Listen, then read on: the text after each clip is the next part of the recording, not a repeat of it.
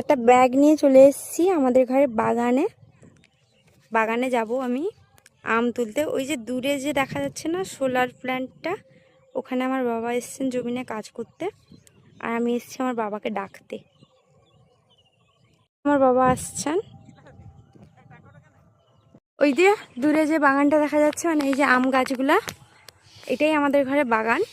অনেক বড় বাগান, মানে ভেতরে অনেকটা আছে, কিন্তু এতটাই জঙ্গল হয়ে গেছে যে ভেতরে ঢোকা যাবে না। আমি এখানে বাইরে থেকে দেখব। এই দেখুন, এখান থেকে 2-4টা আম নেব। আর এই যে মাঝখানে যে গাছটা দেখতে পাচ্ছেন, মানে ওই যে আমার আঙুলের সোজা যে গাছটা, এটা খুব মিষ্টি আম। আর এই যে এদিকে যেটা আছে, এটা সোনালি আম বলে, মানে এর আমটা অনেক বড় হয়। আর এই দিকে যে আমটা, এটা খুব টক। আর ওই দিকে যেটা, ওইটা একটু মিডিয়াম সাইজ, মানে একটু টক মিষ্টি লাগে। আর আরও ভিতরে অনেক আম গাছ আছে, এখানে প্রায় 17-18টা আম গাছ আছে। কি পরিমাণে আম হয়েছে দেখুন, এই দেখুন। যদিও এগুলো খুব বড় নয়, মানে এই 1-2টা, নইলে খাওয়ার মতোও নয়, হয়নি।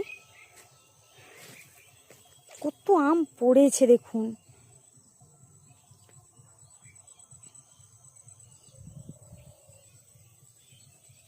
এই যে এইখানে দেখুন, এই আমটা দেখতে কত ছোট মনে হচ্ছে।